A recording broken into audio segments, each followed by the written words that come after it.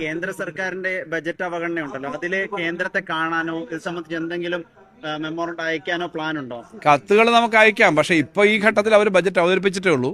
ഇപ്പൊ അതിനെപ്പറ്റി ഏറ്റവും കാര്യമായിട്ട് ഇടപെടേണ്ടത് കേരളത്തിൽ നിന്നുള്ള എംപിമാരാണ്. എംപിമാര് അവിടെ പാർലമെന്റിൽ കാര്യം ഉന്നയിക്കുമെന്നാണ് ഞാൻ പ്രതീക്ഷിക്കുന്നത്. എംപിമാര് പിന്നെ LDFന്റെ എംപി ആരാ ഉള്ളത്? ഒരാളല്ലേ ഉള്ളൂ.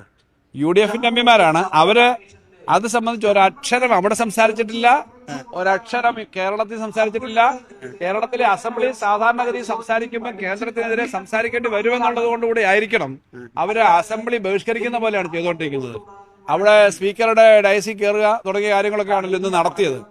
അപ്പൊ വാസ്തവത്തിൽ ഏറ്റവും കൂടുതൽ ജനങ്ങൾ എന്തിനാണ് നമ്മളെല്ലാവരെയും തെരഞ്ഞെടുത്ത് അയക്കുന്നത് അസംബ്ലിയിലേക്ക്?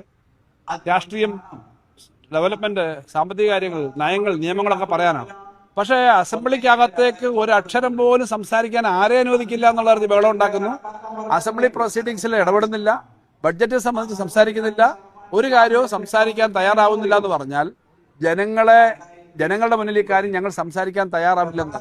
അപ്പൊ അങ്ങനെ സംസാരിക്കാൻ തയ്യാറാവുകയാണെങ്കിൽ കേരളത്തോട് ഇത്രയും വലിയ അവഗണന കാണിച്ച എല്ലാ മാധ്യമങ്ങളും ജനങ്ങളും ആകെ കേരളത്തിന് കിട്ടിയത് ആമമുട്ടയാണ് എന്ന് ഒരു പറഞ്ഞ ഒരു ആമമുട്ടയാണ് കിട്ടിയതെന്ന് പറഞ്ഞിട്ട് അത്രയും വലിയ ക്രിറ്റിസിസം വന്നൊരു കാര്യത്തെ സംബന്ധിച്ച് കേരളത്തിലെ അസംബ്ലിയിൽ ചർച്ച ചെയ്യേണ്ട പ്രതിപക്ഷം ഒരക്ഷരം മിണ്ടിയിട്ടില്ല.